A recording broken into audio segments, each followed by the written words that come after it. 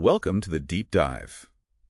Today we're moving beyond fleeting trends and really getting into something ancient and powerful, Wicha Sak Yant. That's the tradition of sacred tattooing in Southeast Asia. We've pulled together some fascinating sources, mapping its journey, its meaning. Yeah, it's incredible stuff. Our mission today, to look past just the visuals, the striking designs, and really understand Sak Yant as this profound spiritual practice, almost like a spiritual technology honed over centuries. That's a great way to put it, because Sak Yant, it isn't just about like applying ink to skin. It's fundamentally a ritual. Okay. The designs themselves, they're seen as instruments, tools of sacred power. Even the name tells you that. Sak means to tap or tattoo. Right. And Yantra, that refers to a mystical diagram, a spiritual instrument. So right from the start, you've got this blend. Physical act, deep spiritual intent. And visually, they're something else, aren't they? Completely different from your average tattoo. Oh, absolutely. We're talking these intricate geometric patterns, sometimes powerful animal figures, and they're all woven together with inscriptions in these like ancient scripts. It's a very distinct look, but like you said, what you see is only part of the story. Exactly. These aren't just, cool designs. Every line, every symbol, it's like coded prayer or blessing. The skin becomes this living manuscript. Wow. And that's the core of it, really, the ritual, the consecration. These marks aren't just put there, they're brought to life through sacred chants, incantations, recited by Buddhist monks, the spiritual leaders, or by trained lay masters. They call them arjurans. Arjurans, okay. And it's this process, this ritual that transforms the ink into something much, much more than decoration. And the effects people seek, they sound pretty significant. Our sources mention things like protection, attracting good luck. Inner strength, too. Inner strength, right. It's like carrying a spiritual shield almost. Yeah. But one that asks something of you in return. It seems people are drawn to it for profound reasons. What are the main drivers, would you say? Protection is definitely a big one, no doubt. And blessings for luck, personal power, sure. But it's often also about, a deeper connection, committing to a spiritual path. Because the power, the effectiveness of the Sak Yant, it's often tied directly to the person's own conduct, their morality. There's a code, sila, which basically mirrors the ethical teachings in Buddhism. So it's not just get the tattoo, get the magic. Not at all. It's about embracing a certain way of living, too. It's a commitment. Okay, let's trace this back. Where did this incredible tradition even begin? Its historical roots. Oh, the origins are fascinating. They go way, way back, deep into indigenous animism. Animism. So spirit beliefs. Yeah, exactly. Beliefs in the power of animal spirits, forces of nature, that kind of thing. And then over time, you see ancient Indic yantras getting integrated. Yantras again. Those mystical diagrams. Right. Originally used for protection, invoking energies in Hindu traditions mostly. So it's this mix, animism, Hinduism, Buddhism. How do they all fit together? Was it smooth sailing? That's a really good question. I mean, they are distinct traditions, but in Sak Yant, they seem to have mingled, enriched each other. Interesting. This blending, this syncretism, it's actually key to its strength. By drawing on these different sources, it could address a whole range of human needs. Protection, prosperity, inner peace, all of it. And the location, where do we think it really took shape? Well, the evidence points pretty strongly towards the Khmer Empire. Okay, Cambodia region, 9th to 15th centuries. That powerhouse. That's the one. They had a huge influence across Southeast Asia. And during that time, we find the earliest signs of practices that look a lot like Sak Yant. Like what kind of signs? Specifically among warriors, getting protective tattoos before heading into battle. Makes sense. Yeah. And is there physical proof? Oh, yeah. You just have to look at Angkor Wat, the carvings there from the 12th century. Wow. They clearly show these early yantras. It's undeniable visual proof etched in stone. Tells you this isn't some recent invention. No kidding. 12th century. That really drives home how ancient this is. It really does. It shows the tattooing of yantras, the designs, the symbolism.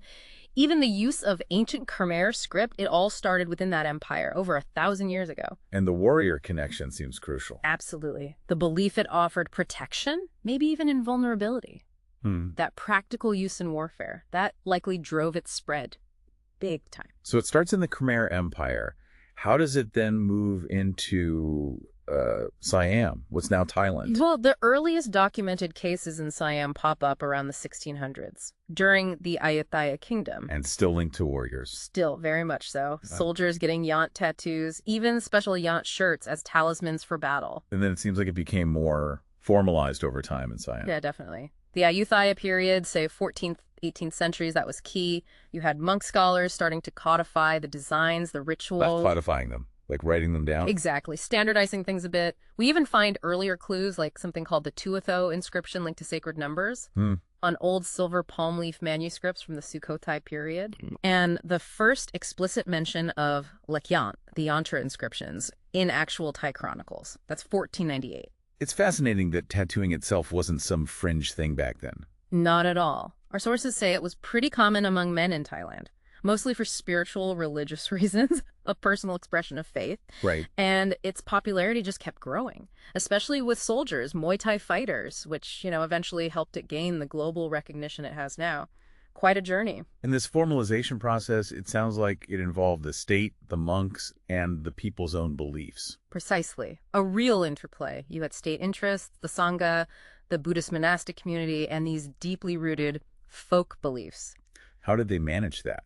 Integrating folk beliefs into formal Buddhism. The monastic scholars were key. They actively worked to weave these existing indigenous traditions into the Theravada Buddhist framework, finding ways to make it fit, essentially. You even see state influence later on, like when formal education in the Khmer script was stopped after 1945. That directly impacted how parts of the tradition were passed on. Wow. Okay. Let's shift gears now to how it's actually done, the application. It's clearly not like walking into a modern tattoo shop. Oh, not even close. Having explored the ancient roots, let's get into the rituals. Yeah. How are these symbols actually brought to life? Right. So the application itself is a sacred ritual, totally different world from conventional tattooing. Oh, so? Traditionally, it's hand-poked. They use a long metal rod called a kem, or sometimes a bamboo stick with a needle attached. Hand-poked, that sounds intense. It is, and that choice, it's deliberate. It's not about speed like with a modern machine. There's a deeper meaning to the method itself. Exactly. It's seen as a test of endurance, and that connects directly to the Buddhist concept of dukkha. Dukkha, suffering, or life's inherent unsatisfactoriness. Right. So enduring the pain is actually seen as a form of ascetic practice. It's thought to make the recipient more spiritually receptive, and crucially, it boosts the tattoo's power. So the pain is part of the process, part of the spiritual journey. An integral part, yeah. It definitely forges a different kind of bond with the tattoo, I can imagine. And our sources mentioned a choice of tools, bamboo versus steel. Yeah, there's often a choice. Bamboo is generally seen as less painful, maybe heals faster. Steel allows for more precision, sharper lines, but yeah, it's more painful. Depends on the person and the master, I guess. Pretty much. Personal preference, master's advice. Okay, so the poking happens, then what? The really critical part seems to be the consecration. Absolutely pivotal. This is where the magic happens, so to speak. Okay. Whether it's a respected monk or a trained ajarn doing it, the consecration involves chanting, reciting sacred mantras, kathas, during the entire process. The whole time they're tattooing. The whole time. And it's these incantations that are believed to infuse the tattoo with its spiritual energy, its power, turning it into a living talisman. So it's the ritual, the chanting. That's what gives it power, not just the ink in the image. That's the core belief. Without that consecration ritual, it's just a picture on your skin. No real spiritual juice. And the master's role isn't just tattooing then? No, far from it. They also play a key role in choosing the right design, the right placement. Sometimes it's described as like reading the aura. Reading the aura. Yeah, intuitively figuring out what that person needs, what yantra will help them most, aligning it with their intentions. So the master acts as a kind of spiritual guide or intermediary. Precisely. The effectiveness, the spiritual power, it really depends on the master's ritual actions and their own spiritual development. They're the conduit for that energy. And the person receiving it, they have responsibilities too, right? Beyond just sitting there. We mentioned, Sila, earlier, the moral code. Yes, absolutely fundamental. You commit to upholding a code of conduct. It's very similar to the Five Precepts in Buddhism. And this is necessary to keep the tattoo's power. That's the belief, yes. These rules, these guidelines, they're essential for maintaining the Sak Yant's potency. Breaking them, things like, killing, stealing, lying, sexual misconduct, intoxication is believed to weaken or even completely nullify the power. Interesting. So the power is linked to your behavior. Yeah. That resonates with a lot of spiritual ideas, doesn't it? Maybe things you're familiar with too. It really does. It makes the tattoo more than just a symbol. It's tied to your ethical life. And there's some really specific rules too. Things that might seem unusual from the outside. That's true. Depending on the master and the lineage, you might get prohibitions like not spitting in toilets, avoiding sex during menstruation, staying away from certain foods like zucchini or licorice. Zucchini. Yeah, specific things like that. Or not walking under clotheslines, not sitting on certain ceramic urns, things that show respect for purity or sacredness in different ways. Wow. They all reinforce this idea that maintaining the power requires mindfulness in many areas of life. So getting a Sak Yant, it's a whole commitment. Physical, spiritual, ethical, all intertwined. Exactly. It acts as both a talisman and a kind of constant moral reminder for the person wearing it. Let's talk about the masters themselves, the guardians of this tradition. Our sources stress how vital lineage is and their spiritual abilities.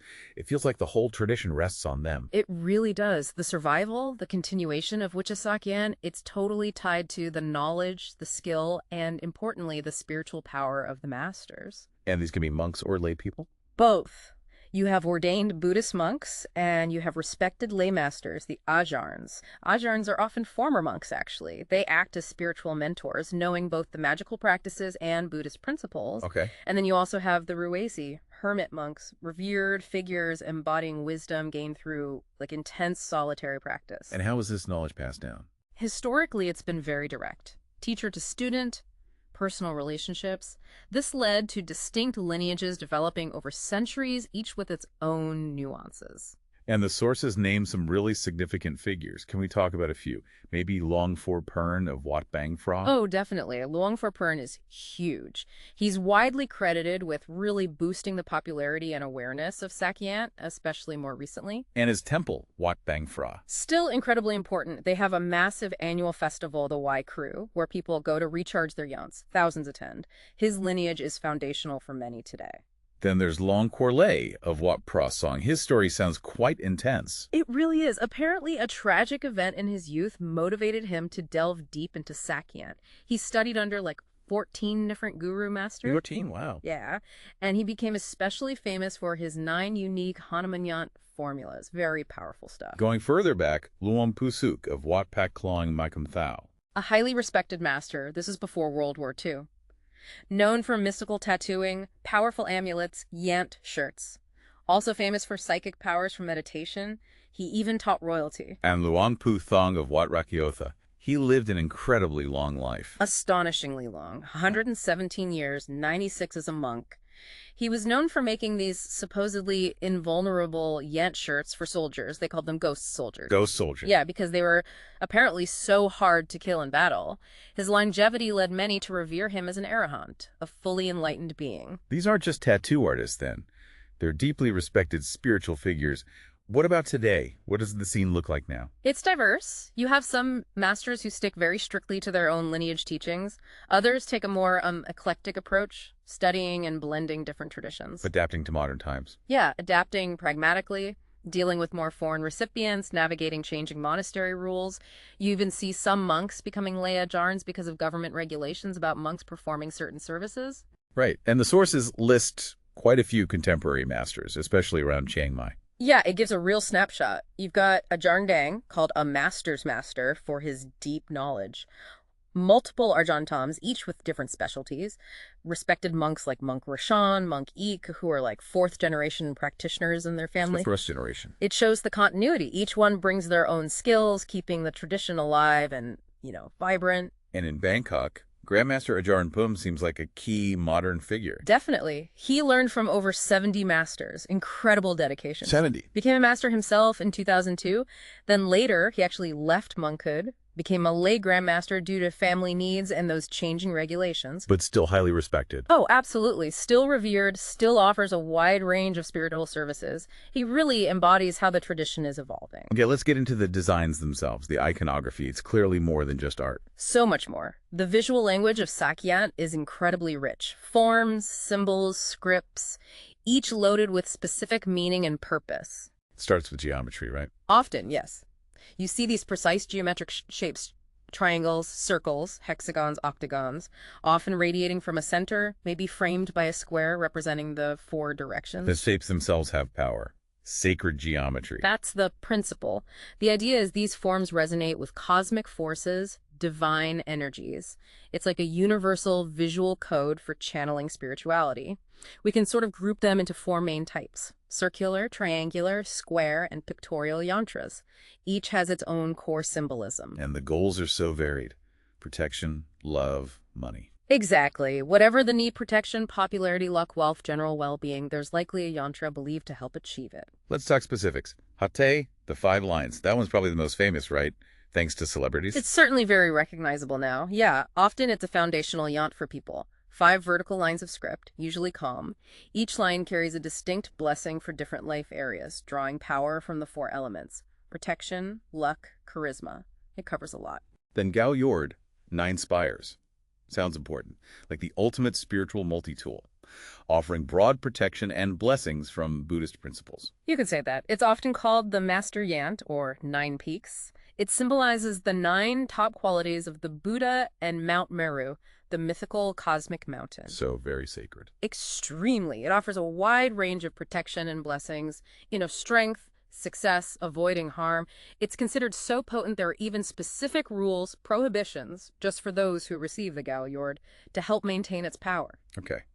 Paid tit, 8 directions. That name suggests protection from all sides. Exactly. It's a distinctive circular design, traditionally believed to shield travelers, or anyone really, from negative influences coming from all 8 cardinal directions. Each direction has its own specific Pali chant associated with it. Yant Kropetch, diamond armor. Sounds like serious defense. It really does. It's a shield-like geometric pattern. The belief is it creates this impenetrable spiritual shield against dark magic, negative energy, harmful spirits.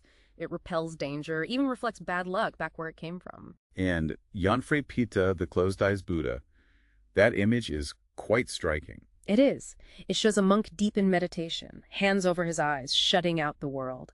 It symbolizes focusing inward, finding inner peace, being indifferent to external chaos. What are its benefits supposed to be? Protection from dangers, obstacles, curses, attracting good luck, opportunities, strengthening meditation, bringing peace of mind, prosperity. It's popular with people in risky jobs. We definitely have to mention Hanuman, the monkey god. Absolutely. From the Ramayana epic. He embodies strength, courage, loyalty, perseverance. So the yant gives you those qualities. That's the idea. Protection from danger and fear, boosting confidence, influence, focus, determination. Even kindness, avoiding injury, defeating enemies, gaining power, authority, loyalty, magical invincibility. Hanuman covers a lot. Yant Sueku, twin tigers. Sounds fierce. It represents raw power, immense strength, speed, agility. Also believed to give robust protection, authority, maha-amnaj, enhanced status, surmyos, and help in business. And Naga, the serpent creature. That seems deeper, more mystical. Yeah, the Naga connects to power, wisdom, spiritual forces, often seen as guardians of treasures, sacred teachings. Associated with water, too. And the benefits. Protection from negativity, attracting wealth, inspiring wisdom, intuition, fostering spiritual growth, promoting charm and popularity. Ganesh, the Hindu elephant god, also appears. Yes, as the Lord of Beginnings.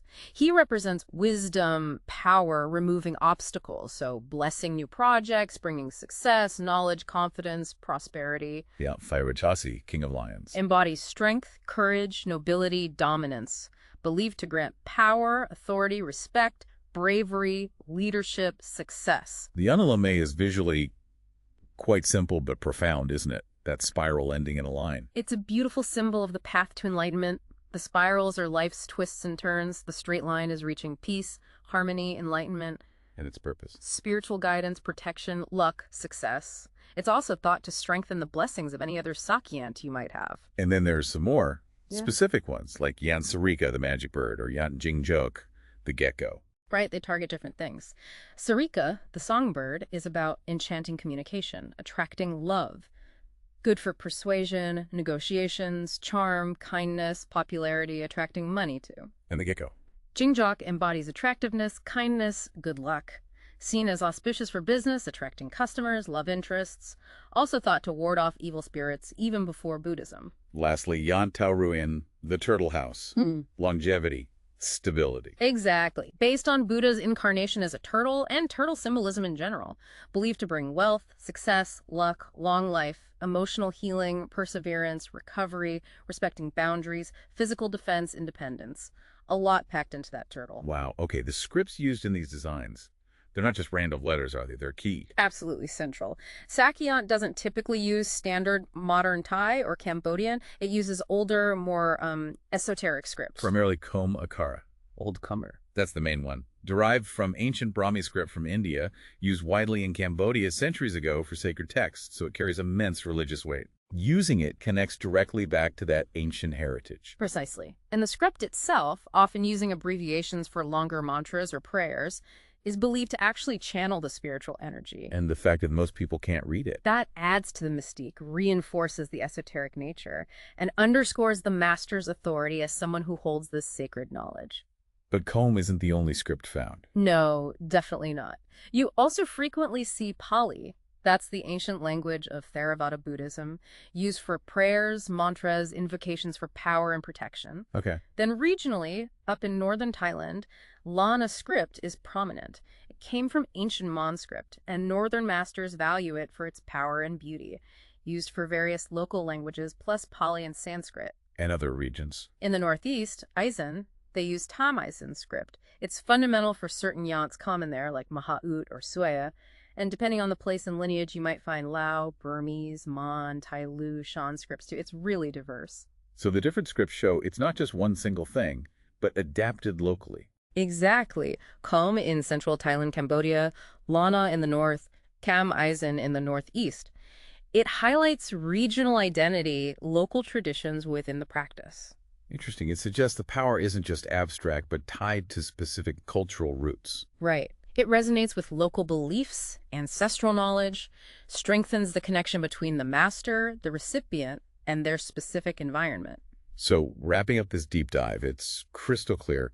Sak Yant is incredibly deep, way more than just body modification.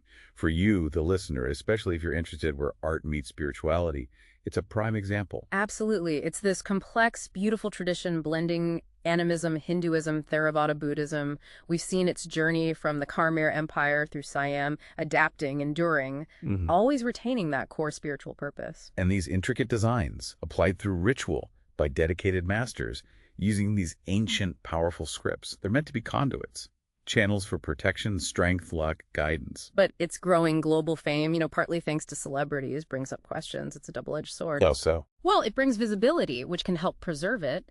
But there's also a real risk of, cultural appropriation, of the deep spiritual meaning getting watered down. Right. Just becoming a trend. Exactly. Which makes it so important, if you're considering getting one, to seek out a genuine, knowledgeable practitioner, a real monk or a respected ojarn who truly understands the texts, the rituals, the ethics involved. And it's good there are groups working to preserve it, like the Federation Khmer Sak Yantra you mentioned. Definitely encouraging. It feels like the future hinges on finding that balance, tradition versus modernity. So here's something for you to think about. Will Sak Yant manage to stay this profound spiritual path for those who truly commit? Or is it destined to become just another cool aesthetic detached from its roots? And maybe more importantly, how crucial is understanding its deep cultural history in making sure its real authenticity survives? That's something to chew on after our deep dive today.